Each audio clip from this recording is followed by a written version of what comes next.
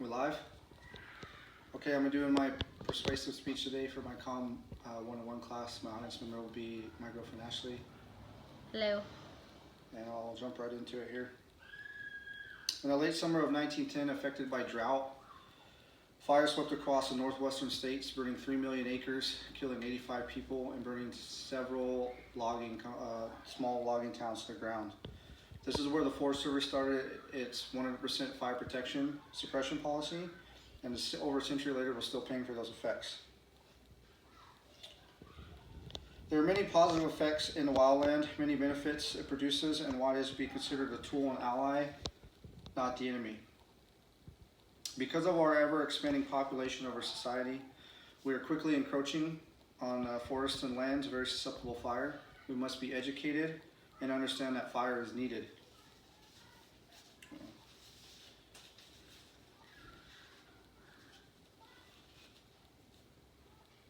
I have 10 years of experience in the wildland fire background, and I've operated on a wildland fire use module, which specializes in the use of naturally caused fire for benefit to the ecosystem and positive influence. So two of the things we'll be touching on today is the ecological benefits of putting wildland fire back into the forests, and then fire protection benefits it also has. So let's go over ecological benefits first. For many years, forest managers have had a stance that fire is detrimental and needed to be extinguished immediately, and we as a society have also adopted these same principles. My first recognition of it was when I was younger, watching the movie Bambi. The fire in the forest breaks out, and there's dark, ominous animation, music, and animals are running wild, and then at the end it shows the charred remains of the forest. That was like the earliest recognition I've known that fire was the enemy, and we actually helped create those effects. So natural fire was part of the ecosystem for thousands of years before we intervened, and it is typically started by lightning during the spring and summer in between winter and snowpack, and occurred at regular intervals, so this kept the fire low intensity. These fires regularly cleared out dead and down vegetation. Cleaning up the forest in a low intensity fire helps recycle new growth. When we started suppressing these fires, we started a buildup of fuel loading. And this led to the now catastrophic fires we're having during the current time. These type of fires have a more longer lasting harmful effect on the environment. It burns and kills plant roots, dries up all the water like hydration, evaporates it, and heats the soil to critical thresholds, which kills the nutrients in the soil and allows nothing to grow back. This information was gathered from an article written by Rob Weiner from Michigan State University. So the next part, first, fire is a part of nature and regularly occurred, and many ecosystems benefit from the periodic fire. This type of fire removes the dead organic matter and then chokes out growth of the new plant life. This returns nutrients to the soil, increasing its fertility. And this benefit has been exploited by farmers and cattle ranchers for centuries. And then the Native Americans before that actually practiced prescribed fire long before we even thought of the concept. So that was taken from the ecological benefits of fire from a National Geographic online article. Also, Sequoia and Kings Canyon National Park states that giant sequoias, for example, depend on fire to reproduce. The heat itself actually opens up the cones and allows the seeds to get out, and then through that, the seeds are released, and the lower intensity fire cleans up the ground clutter, which allows the seeds to read or get to bare minimum soil, which in turn allows new giant sequoia growth. So without fire, there's no new giant sequoias. So not only does this fire benefit the ecosystem, it also provides fire protection benefits. So a century of fire suppression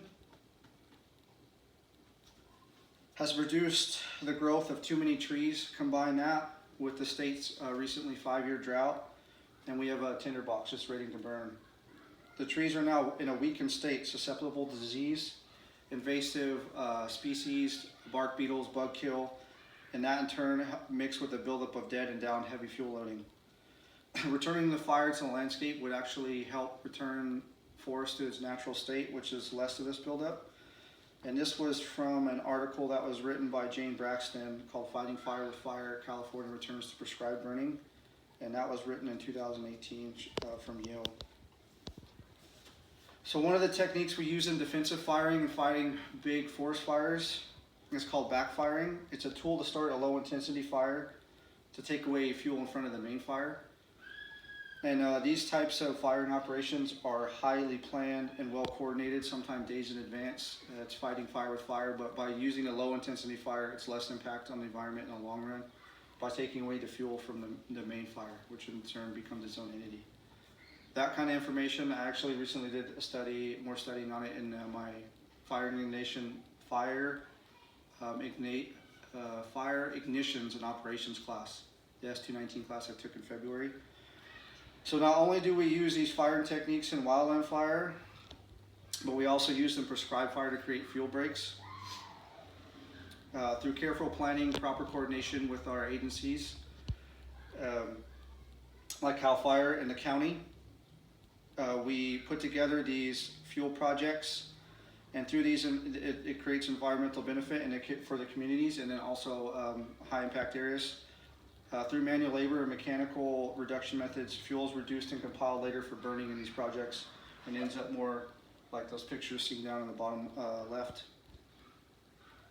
And this use of low intensity fire is not damaging, and in return, when a wildfire comes through, it's way lower intensity and less impact on the environment. So a lot of these methods in prescribed fire talked about you can find on fs.fed.us or FEMA.gov. Both federal websites have a lot of information for prescribed fire where I got this from. So in conclusion, fire is a positive. We need to be proactive, not reactive. Why is this? Does this thing not freeze? Okay. That is why fire is a tool, not to be feared. Why is a positive in the forest, not a negative. Why we need to use it to return our lands to their natural state, and why it has so many profound positive environmental effects as well as fire prevention benefits. Remember, if we don't burn it, nature will.